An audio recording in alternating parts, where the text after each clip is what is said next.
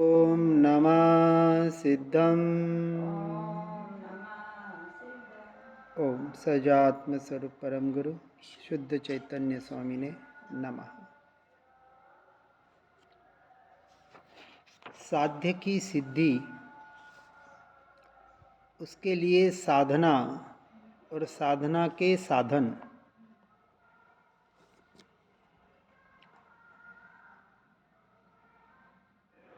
साध्य की सिद्धि करने के लिए जो साधना करनी है और जिस साधन का उपाय करना है, सब कुछ पर्याय की अपेक्षा से पर्याय में घटित होना है। पर्याय में घटित होना है। तीनों का मूल आधार, जिसे हम ध्येय कहेंगे, एकमात्र चैतन्य स्वभावी भगवान आत्मा, ऐसा मेरा ध्रुव स्वभाव ही है।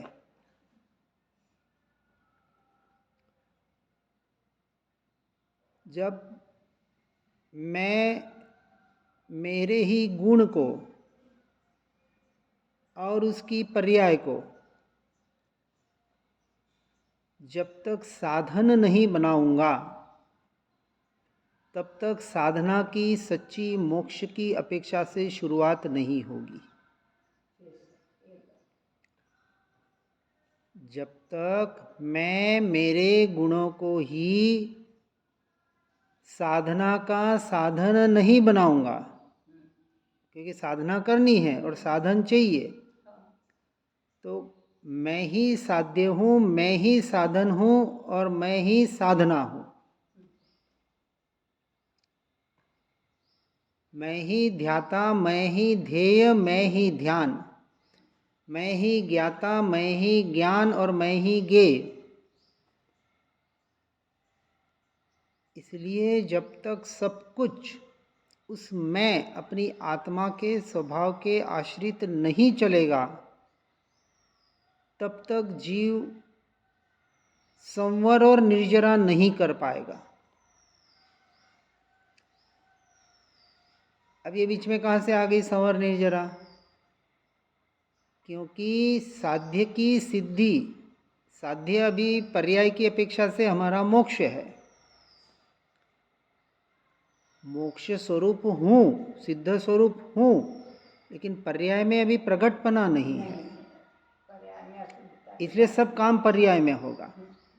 तो पर्याय की अपेक्षा से जीव भावना करता है कि मुझे मोक्ष की प्राप्ति करनी है, मुझे मुक्ति चाहिए। तो ये हुआ उसका साध्य लक्ष्य पर्याय की अपेक्षा से। अब उसके लिए मुझे साधना करनी है। बिना साधना के साध्य की सिद्धि नहीं होगी। और साधना चलेगी पहले गुणस्थानक से लेके 12वें गुणस्थानक तक। छद्मस्त जीव कहा ना 12वें तक। तो साधना करने वाले उस जीव की अवस्था, जब तक वह साधना को के लिए अपने ही गुणों को साधन नहीं बनाएगा, और अपने गुण मुख्यतः से रत्नत्रय की अपेक्षा से कहते हैं।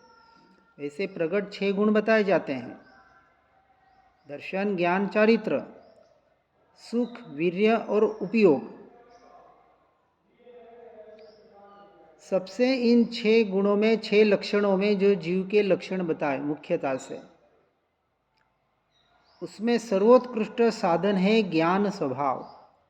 इसलिए अपेक्षा से ज्ञान ही आत्मा है, आत्मा ही ज्ञान है, ऐसा कहने में आता है। क्योंकि ज्ञान की जो पर्याय, जो जानना जानना जानना जानना जानना, जो निरंतर पर्याय में बह रहा है, हर जीव जानने का कार्य कर रहा है। इसलिए जो केवल ज्ञान स्वभाव जो लिया ना, निगोद से लेके सिद्ध परमात्मा तक जितने इस सृष्टि में जीव है, हर जीव की जानने रूप परिणाम हर जीव का चल रहा है। अब वो जानना, ये ज्ञान का जो जानना हो रहा है, उसे कहा स्वपर प्रकाशक की अपेक्षा से हो रहा है। क्योंकि ज्ञान स्वभाव अनंत गुणों में ऐसा गुण है जो एक ही समय में दो काम करता है यानी होते हैं, कि पर भी जानने में आ रहा है और स्व को भी जान रहा है, इसलिए सब गड़बड़ हो रही है।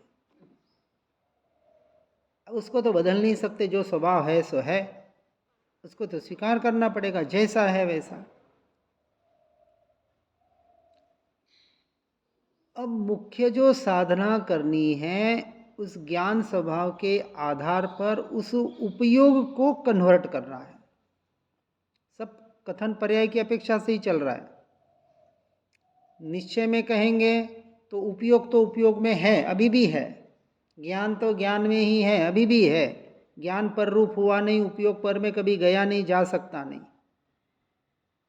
इस निश्चय के श्रद्धान के आधार पर सब साधना चलेगी। अभी भीतर में जो आत्मा का काम चल रहा है, क्योंकि एक द्रव्य दूसरे द्रव्य को छूता तक नहीं,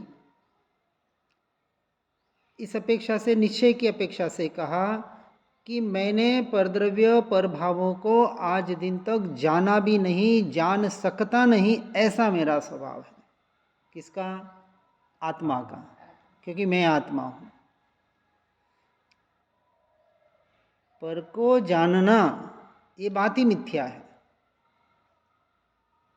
तो क्या होता है फिर स्वपर प्रकाशक में? अब इस पर प्रकाशक को गुरुदेव, हमारे परमात्मा या मुनिराज या उनके जो पोस्टमन ज्ञानी पुरुष, इन सब का आधार अपने अनुभूति के आधार से बताते हैं कि ये जो ज्ञान स्वभाव जो निरंतर परिणमित हो रहा है, पररूप तो हुआ नहीं, पर को जान सकता नहीं, लेकिन जब परद्रव्य प्रभाव जानने में आता है उस वक्त भी ज्ञान स्वभाव अपने स्वयं को ही जान रहा होता है। इसका यथार्थ श्रद्धान करके उस रूप निरंतर अपने ज्ञान स्वभाव में स्थिर होने की साधना करना स्वसाध्य के सिद्धि के लिए साधन है।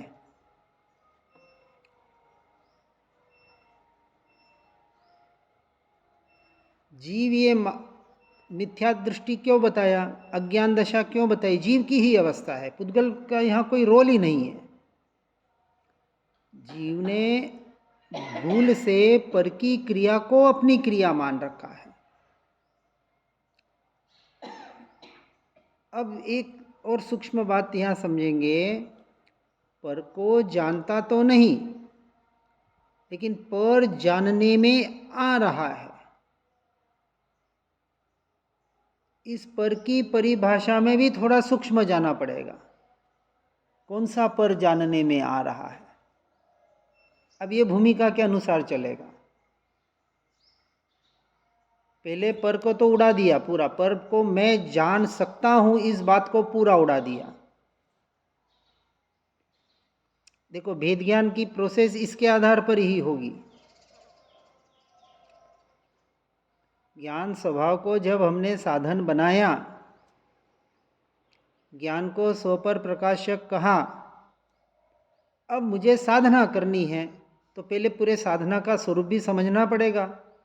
स्व समय पर समय को यथार्थ रूप से समझे बगैर भेद ज्ञान किससे करेंगे, कैसे करेंगे?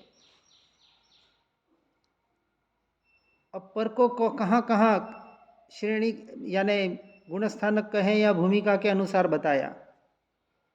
तो पहली अवस्था में सिंपल, एक सहज, बिल्कुल अज्ञानी से अज्ञानी मिथ्या दृष्टि जीव, जिसे धर्म की ABCD भी पता नहीं, जिसने जीवन में कभी शास्त्र पढ़ा नहीं, कभी मंदिर पूजा पाठ की नहीं, अब वो किसी ज्ञानी पुरुष के पास आता है, मुझे आप जैसा कहेंगे वैसा ही करूँगा, क्योंकि आप ज्ञानी हैं, आपने सब शास्त्रों का अभ्यास किया है, सब कुछ किया है, मुझे सबसे शॉर्टकट मार्ग बताओ। कोई बीच अपने कल्पना करनी है, ऐसा कोई जीव आया जिज्ञासु, कि जिसे पूर्व कर्म के उदय से ऐसी जिज्ञासा हुई और उसको हुआ तो मुझे तो इसी भाव में मोक्ष पाना है। बोलो क्या करें। और उसे ऐसे ढूंढ ढूंढ ढूंढ ढूंढ ढूंढ ढूंढ के पता चल गया कि ये वास्तविक ज्ञानी पुरुष, ये मोक्ष मार्ग में चल रहे। वन जंगल में गया, भावलिंगी मुनिराज उसको मिल गए। ऐसी कल्पना करो, सच्चे भावलिंगी हैं मुनि, वास्तव मिल गए किसी जीव को। अब वो जीव कह रहा है कि बस मैं आपके साथ में, आपके स्थान पे आप जैसा कहें, बिल्कुल। आप दिन रात को दिन कहेंगे तो मैं कहूँगा हाँ अभी ये दिन नहीं, अभी ये रात है, तो मैं कहूँगा हाँ रात है। ऐसा कोई शिष्य, ऐसा कोई योग्य जिज्ञासु जीव पहुंच गया। अब उसको उन्होंने अभ्यास दिया। क्या अभ्यास दिया? आज के दिन तुझे, अब देखो एक एक श्रेणी, हम एक एक स्थान चढ़ेंगे। भाई तू आत्मा है, जीव तत्व है, तू शरीर आदि पुद्गल तत्व नहीं है। उसको सिंपल में, बहुत सिंपल में उसने कहा ठीक है, मैं क्या क्या नहीं हूँ, मन वचन काया कर्म, कर्म के उदय, ये परिणाम, ये बाहर का संसार तो मेरा है ही नहीं, इसको भूल जा। बिल्कुल अब तुझे साधना करनी है। वो कहेगा अब इस संसार में मैं वैसे ही अकेला हूँ, मेरा कोई नहीं है। तो बोला अब शरीर भी तेरा नहीं, मन वचन काया के परिणाम भी तेरे नहीं, कर्म भी तेरे नहीं, कर्म का उदय भी तेरे, ये सब पुद्गल के परिणाम। उसने कहा तहत्ती, स्वीकार है। अब आगे क्या करूँ? तो कहा ये जो क्रिया हो रही है उसे भेद ज्ञान कर। ये क्रिया पुद्गल की हो रही है, शरीर की हो रही है, और मैं उसे जानने वाला मात्र हूँ। अब पर की अपेक्षा से उसने कहा ठीक है। तो साक्षी भाव का उसने एक दिन अभ्यास किया, पूरा 24 घंटे बिल्कुल, क्योंकि जिज्ञासु था सच्चा, उत्कृष्ट मुमुक्षु, मुमुक्षुता और तीव्र मुमुक्षुता, दो ये लिए हैं। एक तो मुमुक्षु ठीक है, हाँ नहीं नहीं करना है, और एक तीव्र, जल्द से जल्द करना है। उसने कहा बिल्कुल अब मुझे एहसास होने लग गया कि ये शरीर शरीर शरीर शरीर की सारी क्रिया हो रही है, और मैं आत्मा हूँ और जानने वाला मात्र हूँ उस क्रिया को। तो फिर उसको से आगे का अभ्यास दिया कि तू ये जो भेद ज्ञान कर रहा है क्रिया की अपेक्षा से, ये क्रिया कहाँ हो रही है? तो क्रिया तो पर में हो रही है, उसका जानना कहाँ हो रहा है? तो पर्याय में हो रहा है, बराबर। तो अभी उसको पर से छुड़ाकर एक बार पर्याय में लेके आए। अब उसे कहा पर्याय एक समय की होती है, उत्पाद व्यय होती है, हर क्षण एक पर्याय उत्पन्न होती है, पहले की नष्ट होती है, फिर वो जो उत्पाद हुई वो नष्ट होती है, आगे की पर्याय वो एक समय एक सेकंड में एक आँख बंद होती है, तब तक अनंत समय बीत जाते हैं। तो ये जो पर्याय में जानना जानना जानना वास्तविक हो रहा है, इस पर्याय दृष्टि से भी दृष्टि हटानी है कि अभी पर्याय दृष्टि, और पर्याय में क्या है कि पर का मैं जानने वाला हूं। तो कहा पर का नहीं, पर्याय में जो भी जानना हो रहा है, क्योंकि ज्ञान स्वभाव की पर्याय उत्पन्न होती है और अपने ही स्वभाव को जान के व्यय हो जाती है। उत्पाद व्यय कहा, उत्पाद व्यय ध्रुव युक्तम सत। पर्याय भी एक समय का सत है, असत तो नहीं कहेंगे। अब जो पर्याय उत्पाद हुई स्वपर प्रकाशक है, लेकिन वो जानती तो स्वयं को ही है, पर भले जानने में आता हो। तो उसने दूसरे दिन वो अभ्यास किया कि मैं पर का नहीं, मैं अपने स्वभाव का ही ज्ञाता दृष्टा हूँ। मैं निरंतर अपने ज्ञान स्वभाव को ही जान रहा हूँ, पूरे दिन बिल्कुल नॉन स्टॉप बाहर के खाने पीने का, चलने फिरने का काम करता रहा। उसको कह दिया ये काम होता रहेगा, तेरे को तो निरंतर अपने मन से एक ही रटन करना है, एक ही जाप करना है, और कोई जाप नहीं करना, कोई यंत्र मंत्र तंत्र नहीं, दूसरे सीधा स्वभाव पकड़ा दिया। और उसको करना था उसकी, क्योंकि देवगुरु शास्त्र का श्रद्धान का अर्थ क्या कि वो जैसा कह रहे हैं वैसा स्वीकार। हम नहीं कर पा रहे हैं, हम जय घोष करते हैं गुरुदेवों के, परमात्मा के, शास्त्रों के, लेकिन शास्त्रों में जो जैसा बता रहे वैसा कितना स्वीकार करते हैं? वो थोड़ी उसके लिए, थोड़ी हम तो जय घोष के लिए है बस, क्योंकि अभी संसारी है, क्या करे। जवाब यही आते हैं, चलो छोड़ो, अपने को अपनी साधना करनी है। तो उसने दूसरे दिन पूरा ज्ञान स्वभाव का अभ्यास किया कि ये पर जानने के काल में मुझे तो ज्ञान स्वभाव ही जानने में आ रहा है, ज्ञान स्वभाव ही जानने में आ रहा है। अब उसको कहा पहले भी पर्याय से ही कार्य हो रहा था, लेकिन जानना पर का हो रहा था। अब भी कार्य पर्याय में ही हो रहा है, लेकिन जानना स्व का हो रहा है, ज्ञान स्वभाव का हो रहा है। अब ऐसे कर, अब तीसरे दिन की साधना दी। अब ये जो ज्ञान स्वभाव का जानना हो रहा है, ये पर्याय दृष्टि को भी हटा दे, ये भी तेरे लिए पर है। पर्याय में जो काम हो रहा है और मेरे पर्याय में मेरी ये मान्यता हुई जिसकी मैं साधना कर रहा हूँ, क्या कि मुझे निरंतर मेरा ज्ञान ही जानने में आ रहा है, मैं ज्ञान स्वभावी भगवान आत्मा ही हूँ, ज्ञान ही जानने में आ रहा है। दिन भर उसने रटन किया और उसे वास्तविक एक अनुभव या एक निर्णय, एक श्रद्धान हो गया कि नहीं, मैं पर का ज्ञाता दृष्टा नहीं, मैं तो अपने स्वभाव का ही ज्ञाता दृष्टा हूँ। उसने कहा गुरुदेव यहाँ तक हो गया। तो कहा अब पर्याय को भी भूल जा,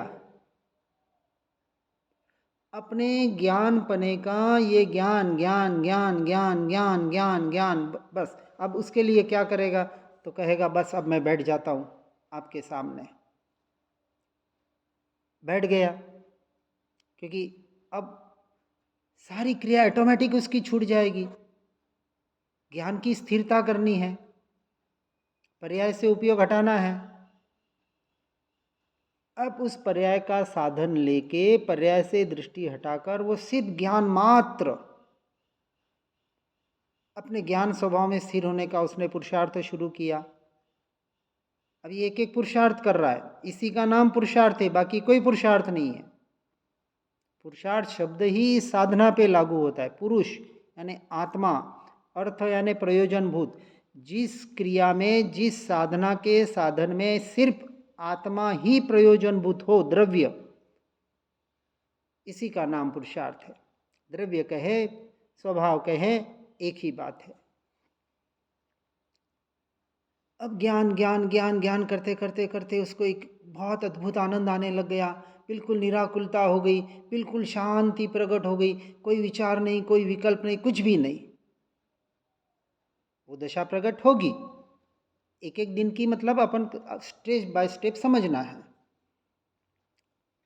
एक दिन में कोई काम होता नहीं है, पर अपन एक एक दिन के आधार पर स्टेज समझ रहे हैं। अब आया गुरुदेव के पास, आहा गुरुदेव आज आपने ज्ञान स्वभाव को ऐसा पकड़ा दिया कि वो पर्याय में जानने वाला हूँ, ये नहीं, सिर्फ मुझे ज्ञान स्वभाव और ऐसा आनंद आया, ऐसी शांति की अनुभूति, आ हा हा हा हा हा हा। अब गुरुदेव ने कहा ये तेरे गुण प्रकट हो रहे हैं और ये गुण भी तेरे लिए पर है।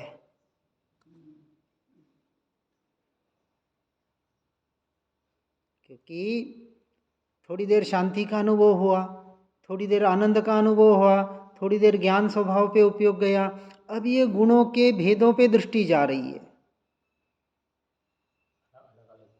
हाँ, गुण, अपने ही गुण। जैसे शरीर को देख रहे हैं तो कभी कान दिख रहा है, कभी आँख दिख रही है, कभी नाक दिख रही है, कभी मुंह दिख रहा है, कभी शरीर दिख रहा है, तो ये अलग अलग अंग, इंद्रियां दिख रही है, तो भेद दिख रहा है। अभी एक, जैसे एक शरीर, शरीर कहते ही सब कुछ, अपने देखो अपने श्रद्धान में क्या होता है, शरीर कहते ही जो जैसा है, चाहे अंदर का हमने कुछ देखा नहीं, फिर भी सबका स्वीकार। कितनी आते हैं, कितनी लंबी चौड़ी नसें हैं, खून कैसा है, सफ़ेद है, काला है, गोरा है, क्या है, अंदर के हृदय कैसा है, फेफड़े कैसे हैं, हड्डियाँ कैसी है, कुछ नहीं, बस ये शरीर। अब कई भेद नहीं कुछ, वही श्रद्धा, वही तो श्रद्धान का विषय है ना। वो मैं कहते ही ऐसा श्रद्धान होना, ये भेद वाला नहीं। इसलिए एक एक भेद बता रहा हूँ, कहाँ कहाँ से हमको दृष्टि हटानी है। यानी पर का तो छोड़ो, पर के भेदों से तो हट गया, पुद्गल के भेदों से, अन्य जीवों से हट गया, पर्याय के भेदों से भी हट गया, फिर गुणों के भेदों से भी हटकर जब कहेगा कि इन सब का जो समूह, इसलिए जो कहा ना अभेद, अखंड, एक, त्रिकाली, ध्रुव तत्व, अब कहा ठीक है यहाँ तक पहुंच गया। अब इनका जो समूह है, इन गुणों पे भी अब अद्भुत आनंद आ रहा है, ये शांति मिल रही है, ये गुणों के भेदों पर से भी दृष्टि हटा और सीधा इन सब का जो समूह रूप ऐसा जो भगवान आत्मा असंख्य प्रदेशी अनंत, एक एक प्रदेश में अनंत गुण जिसके भरे, अब ये विचार भी नहीं, ये विकल्प भी नहीं, क्योंकि निर्णय हो गया, श्रद्धान हो गया, तो उसका भी विचार विकल्प करने की अब जरूरत नहीं। अब सीधा कहा यही तो तू है, इनसे न्यारा, इन भेदों से भी न्यारा, ये सब कुछ है उसमें। असंख्य प्रदेश है, एक एक प्रदेश में अनंत गुण है, पर्याय का उत्पाद व्यय हो रहा है, सब कुछ हो रहा है, लेकिन वहां अब तुझे दृष्टि नहीं करनी है। ज्ञान में जानने में आए तो भले आए, ज्ञान का विषय बने तो भले बने, लेकिन दृष्टि का विषय एकमात्र अभेद, अखंड, एक, त्रिकाली, ध्रुव, चैतन्य स्वभावी भगवान आत्मा। अब ये विकल्प भी नहीं, ये शब्द भी नहीं, यही मैं, ये मैं शब्द भी हट जाए, अब उसमें लीन हो जा। वही तो तू है उस होने पने में, अपने अस्तित्व में लीन हो जा। इससे आगे अब तुझे कुछ नहीं करना है, करने के नाम पर इतना करना है। अब तू अक्रिय अकर्ता ऐसे स्वभाव में जब लीन हो जाएगा और अंतर्मुहूर्त वहां बैठेगा तो केवल ज्ञान प्रकट हो जाएगा। अब ये जो साधना चली, जिस साधन को हमने साधन वास्तविक बनाया, अब इसमें साधन, साधना, सिद्धि सब कुछ मेरे में ही तो है। और जब तक मैं अपने ज्ञान स्वभाव को साधन नहीं बनाऊंगा, तब तक सच्चे साधना की शुरुआत ही नहीं होगी। 100 बात की एक बात, जब ये सब सारा समझा, जाना, पढ़ा कि काम तो आज करें, भवो भव के बात करें, ये किए बगैर छुटकारा नहीं है, तो क्यों न इसी को करें, अन्य में जाने की जरूरत ही कहाँ।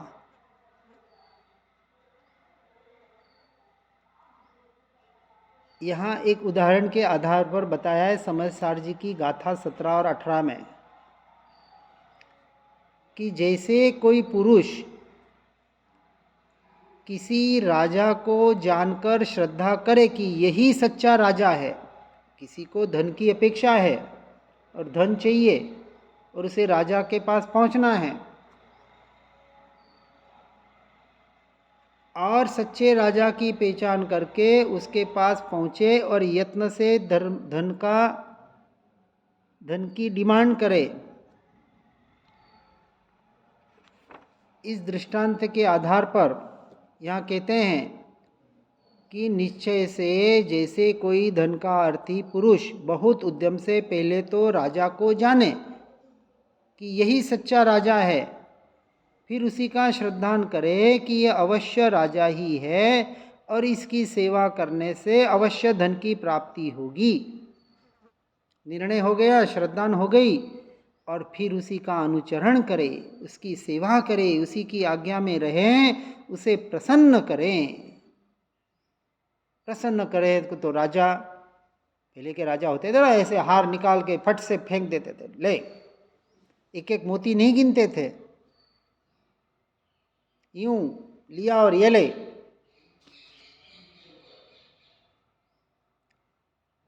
इसी प्रकार अब इसी को यहाँ पकड़ना कि सच्चा मोक्षार्थी पुरुष को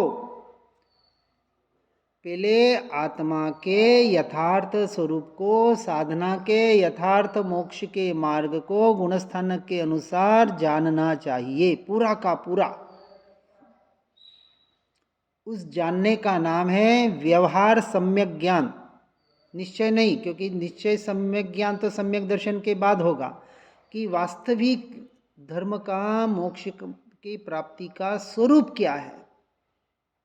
कौन से गुण स्थानक में जीव की क्या क्या अवस्था होती है व्यवहार से और निश्चय से, दोनों की अपेक्षा से। फिर उसी का श्रद्धान करें यथार्थ रूप से जानने के बाद। इसके लिए तो ये जीवन मिला है। अब उसका श्रद्धान करे कि यही आत्मा है, यही मैं हूं, और उसका आचरण करे तो कर्मों से अवश्य छुटकारा प्राप्त करके और उसी का अनुचरण करे तो अनुभव के द्वारा उसमें लीन हो जाए तो साध्य की सिद्धि,